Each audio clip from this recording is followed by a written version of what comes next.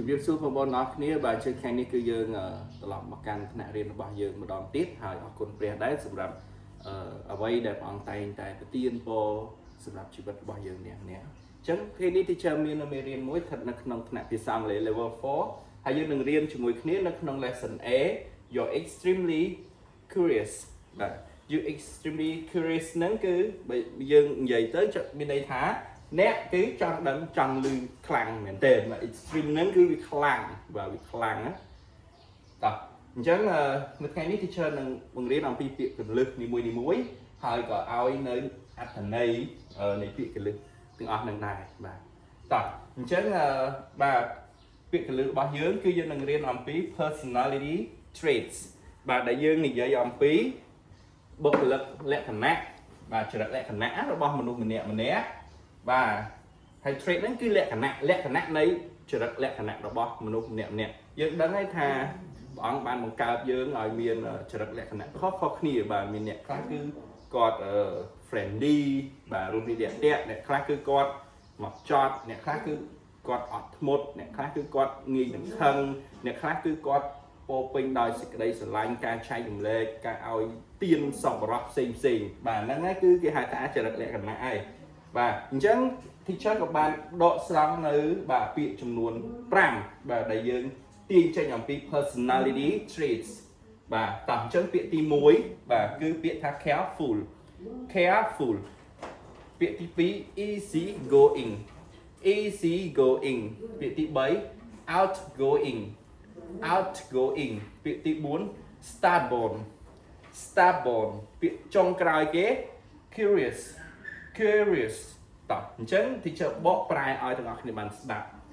careful គឺបកប្រែថាសំទោសប្រយ័ត្នប្រយ័ត្នប្រយែងណាដូចយើងធ្វើអីមួយយើងប្រយ័ត្នបាទប្រយ័ត្នក្នុងការដែលកុំឲ្យមានកំហុសឬក៏មានអីកើតឡើងដូចយើងធ្វើដំណើរដងផ្លូវអញ្ចឹងយើងត្រូវមាននៅ careful បាទចេះប្រយ័ត្នប្រយែងក្នុងការដែលធ្វើដំណើរអញ្ចឹងឧទាហរណ៍ I do things បាទអត្ថន័យ I do things slowly and with attention to detail បាទអញ្ចឹងប្រយ័ត្នហ្នឹងគឺអត្ថន័យដូចខ្ញុំធ្វើបែបយឺតបាទធម្មតាតែយើងប្រុងប្រយ័ត្នគឺយើងធ្វើ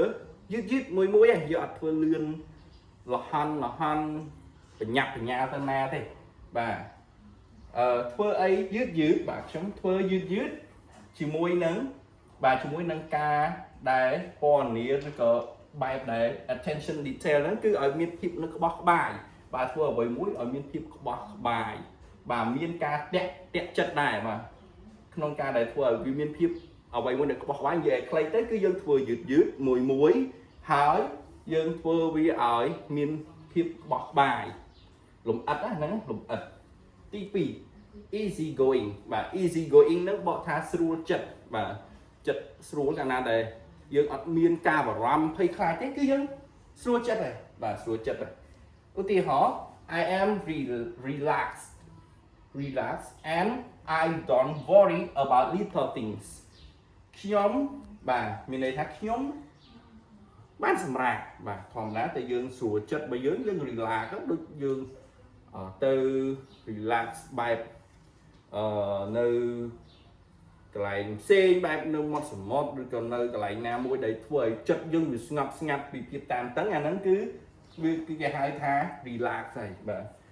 ហើយអត់បារម្ភអំពីរឿងអីតូចៗយ៉ាងសំបីរឿងតូចក៏ដោយអត់មានការបារម្ភគិតតែរឿងហ្នឹងទេបាទតែធ្វើម៉េចគឺ easy going ហ្នឹងគឺយើងស្រួលចិត្តយើងខាងក្នុងវាស្រួលអត់មានរឿងអ្វីដែលបង្អាក់ឲ្យចិត្តយើងវាពិបាកអីពាក្យទី3 outgoing គឺបកប្រែថាចេញក្រៅបាទចេញក្រៅ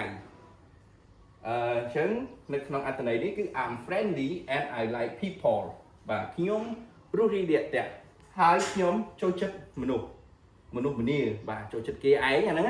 អញ្ចឹងចេញក្រៅកាលណាដែលយើងបានចេញខាងក្រៅញឹកញាប់យើងជួបជាមួយនឹងបរិបទសង្គមផ្សេងបណ្ដាប្រទេសផ្សេងបាទអញ្ចឹងគឺឲ្យយើងមានភាពដែលមួយដែល friendly រួសរាយរាក់ទាក់ឯងហើយចូលចិត្តមនុស្សពាក្យទី4 stubborn គឺបកថារឹងរូសបាទរឹងរូសមានន័យថាយើង mình xây phát đôi chất luôn ấy thời ca nắng trong ban là nắng cứ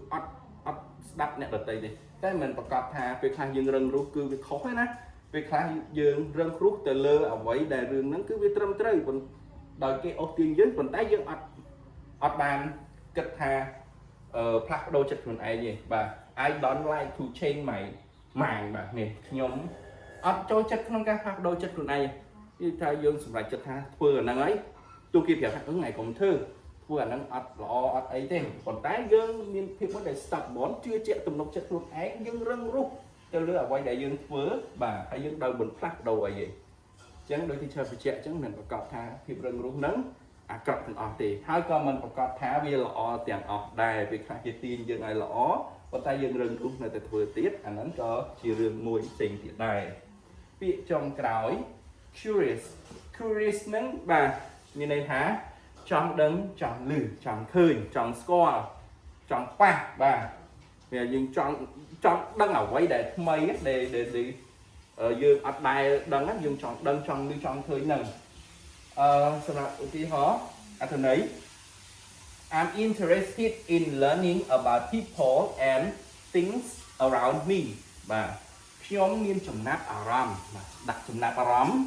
ក្នុងការដែលរៀនអំពីមនុស្សបាទរៀនអំពីមនុស្សផ្សេងបាទ people មនុស្សផ្សេងឬក៏រឿងបាទរឿងអីផ្សេងដែលនៅជុំវិញខ្ញុំបាទជុំវិញបរិបទជុំវិញខ្ញុំបាទហ្នឹងចង់នឹងចង់លឺចង់រៀនពីមនុស្ស